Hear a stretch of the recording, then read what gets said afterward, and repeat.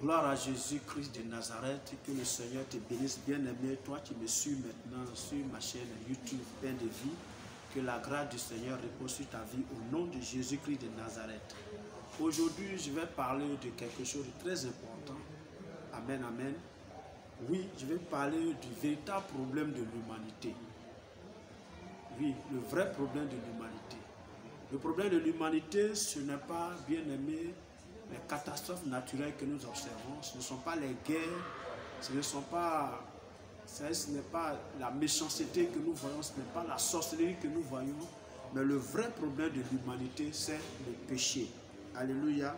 C'est pourquoi je t'invite maintenant à prendre ta Bible et nous allons lire dans le livre de 1 Timothée en son chapitre 1 et le verset 15 nous intéresse. Il est dit, c'est une parole certaine et entièrement digne d'être crue, que Jésus-Christ est venu dans le monde pour sauver les pécheurs dont je suis le premier. Et ça, c'est l'apôtre Paul qui parle ainsi.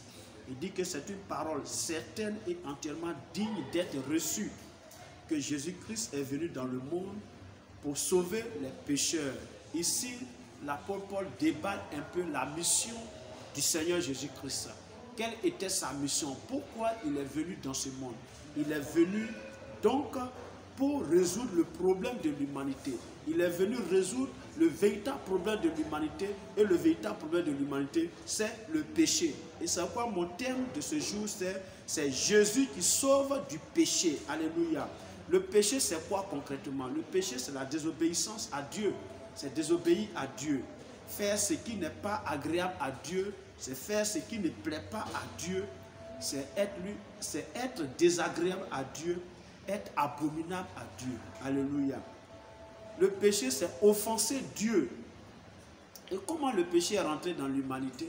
Bien aimé, le péché est rentré dans l'humanité par la désobéissance d'Adam et Ève dans le jardin d'Éden. Et cette désobéissance créant le péché a simplement éloigné l'homme de Dieu. Amen. Dans le livre de Romains en son chapitre 3 et le verset 23 dit ceci. Romains chapitre 3 verset 23 dit ceci. Car tous ont péché et sont privés de la gloire de Dieu. Amen. Tous ont péché et sont privés de la gloire de Dieu. Le péché nous éloigne de Dieu. Le péché fait que Dieu ne peut plus nous regarder. Le péché fait que Dieu nous tourne sa face. Et nous sommes livrés à nous-mêmes. Et quand un homme est livré à lui-même, il suit forcément les penchants de son cœur. Il fait ce qui lui est agréable. Il fait bon comme bon lui semble, en fait. Celui qui n'a pas Dieu avec lui, alors il suit sa propre voie. Et regardez un peu l'humanité aujourd'hui. Quand vous voyez un peu les relations contre nature, des hommes qui ont des relations intimes avec des animaux, des femmes qui ont des relations intimes entre elles, des hommes qui ont des relations intimes entre eux. Vous voyez que l'homme suit sa propre voie. Ça ne répond plus aux normes normales que le Seigneur avait prescrites. Parce que quand Dieu a créé le monde, il a tout organisé, tout ordonné. Il y a des lois naturelles qui régissent nos vies ici-bas. Mais l'entrée du péché dans l'humanité a créé ce désordre-là. Et ce désordre-là nous éloigne de Dieu. Et ce désordre-là empêche Dieu d'avoir vraiment ses yeux sur nous. Mais vous savez, c'est un peu comme tu as fait un enfant. Et cet enfant-là, malgré son mauvais caractère, en toi, il y a ce petit brin d'amour-là que tu as pour lui. Et ce grain d'amour-là amène Dieu à réagir. Alléluia.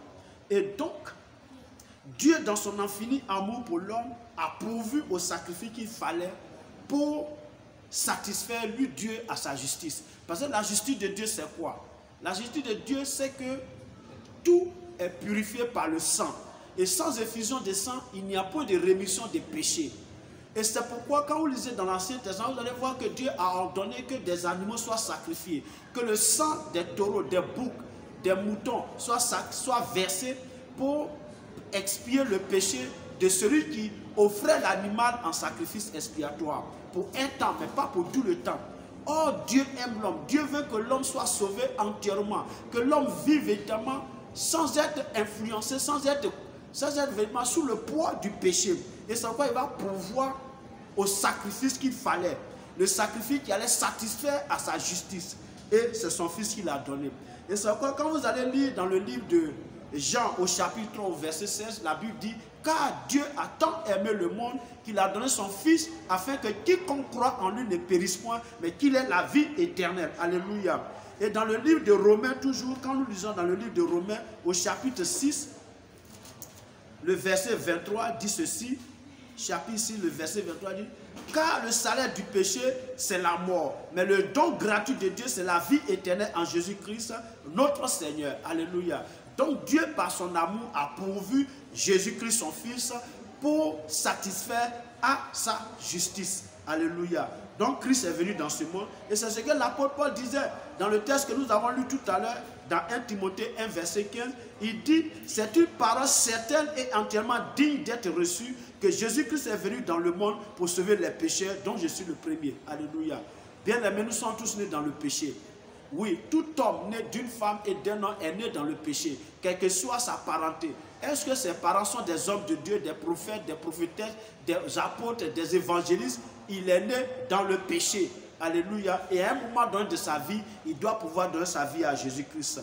Oui, le salut n'est pas héréditaire. On n'hérite pas du salut que Dieu donne. On a cette Christ d'abord pour donner, pour devenir enfant de Dieu. Alléluia.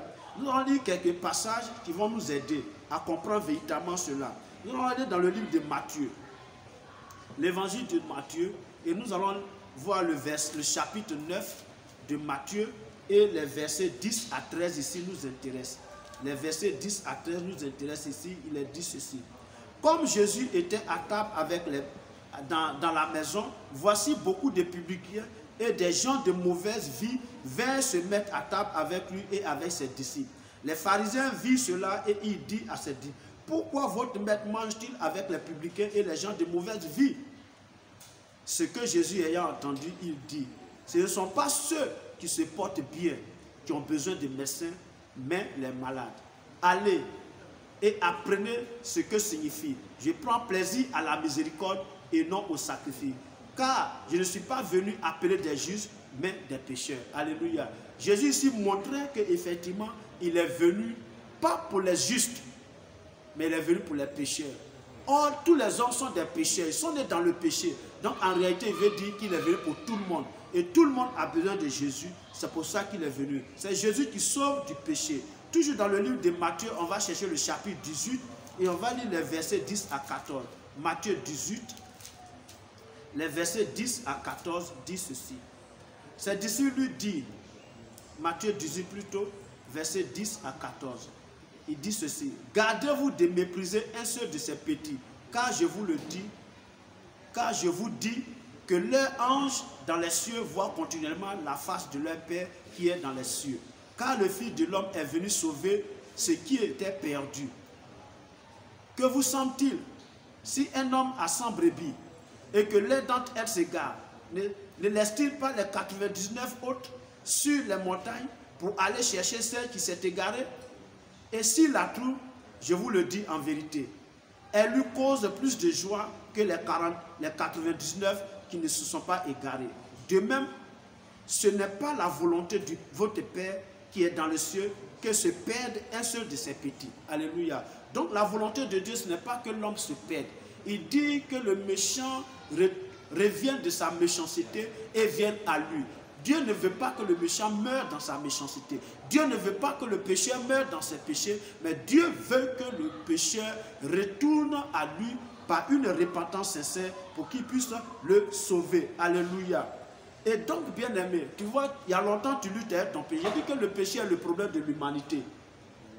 C'est parce que l'homme est dans le péché que l'homme crée les guerres. La guerre, c'est quoi concrètement? On fait la guerre par rapport à quoi? On fait la guerre pour se positionner pour sa propre gloire, pour dire j'ai gagné et posséder les biens de ce monde. On fait les coups d'État pour gouverner, pour avoir le trône, pour avoir le pouvoir. Tout ça, c'est le péché qui nous amène ça. Or, quand il n'y a pas le péché, tu as l'amour d'autrui, tu as l'amour de ton prochain. Et tu te réjouis dans sa réussite. Donc, tu ne cherches pas à nuire à cette personne. C'est le péché qui est le vrai problème. C'est le péché qui est la cause de tous ces maux-là. Et Jésus est venu pour cela. Tu vois, tu luttes depuis longtemps avec ton péché. Hein? Toi seul, tu ne pourras rien y faire. Il y a des personnes qui ont décidé d'arrêter de fumer. Il peut résister 3 mois, 6 mois, voire même 1 an, mais un jour il retourne à la cigarette. Et les personnes qui ont décidé de ne plus forniquer, de ne plus chercher femme ou garçon, de ne plus commettre l'adultère, de ne plus voler. Mais vous allez voir que c'est pour un temps et non pas pour toujours. Un jour ils retournent donc dans son péché. Ils sont comme des chiens qui retournent à ce qu'ils avaient déjà vomi. Mais quand tu as Jésus, quand tu viens à lui, tu lui apportes ton péché, tu avoues ton mal, tu avoues ton péché à Jésus. Premièrement, il t'écoute, il te pardonne ton péché. Et son sang qui a coulé à la croix expire ce péché-là. Et troisièmement, il te donne la force, la capacité à ne plus retourner à ce péché-là. Il te donne la capacité à dominer ce péché-là. Et à la fin, il te donne la vie éternelle. Tu vivras avec lui éternellement. Et c'est ça l'amour de Dieu. Et c'est pour ça que Christ est venu dans ce monde. Alléluia. C'est pour ça que Christ est venu dans ce monde. Tu vois, le péché est le problème de l'humanité. Si tout le monde pouvait véritablement accepter Christ, si tout le monde pouvait donner sa vie à Jésus, si tout le monde pouvait accepter de marcher avec le Seigneur, si tout le monde pouvait accepter de vivre comme le Seigneur le demande, vous allez voir que non, le monde là, il n'allait plus avoir de coups d'État, il n'allait plus avoir de rébellion, de guerre ci par là. Non, chacun chercherait l'intérêt de l'autre, chacun se réjouirait de la réussite de l'autre et chacun manifestait l'amour, la compassion avec autrui, aiderait même le pauvre, etc., etc. Et la paix véritable régnera sur la terre. Lisons Romains 5 pour terminer et le verset 8 dit ceci. Mais Dieu prouve son amour envers nous en ce que lorsque nous étions encore des pécheurs, Christ est mort pour nous. Alléluia. C'est l'amour de Dieu. Dieu prouve l'amour pour nous, c'est pourquoi il a donné Jésus, pour résoudre le problème de l'humanité. Ton problème là, c'est le péché. Ce n'est pas autre chose. Ton problème, c'est le péché. Viens à Jésus. Par une repentance, j'ai déjà parlé de la repentance dans une de mes vidéos. Mais reviens à Jésus par une repentance sincère. Et lorsque tu te repentiras sincèrement de ton péché, Christ te pardonnera. Il te donnera la foi de ne pas retenir. Et alors, ta mentalité changera et tu verras les choses comme Dieu les voit. Alors, tu pourras vivre en paix avec ceux qui sont autour de toi. Je t'invite donc, frère. Je t'invite donc, soeur. Je t'invite donc, mon frère, ma soeur, mon bien-aimé. Toi qui me suis actuellement, à venir à Jésus. Il est venu dans ce monde pour résoudre le problème du péché. Et ton péché, c'est Jésus qui a la solution à ça. Mon péché, c'est Jésus qui a la solution à ça. Nous devons donc venir à Jésus. Et aussi longtemps que nous agirons de la sorte, alors nous hériterons le royaume des cieux dans le nom de Jésus-Christ. Que Dieu te bénisse. Merci de m'avoir suivi. Si tu as aimé, alors partage cette vidéo, like, commente. Et aussi longtemps tu agiras de la sorte. Le Seigneur te bénira au nom de Jésus-Christ. Amen.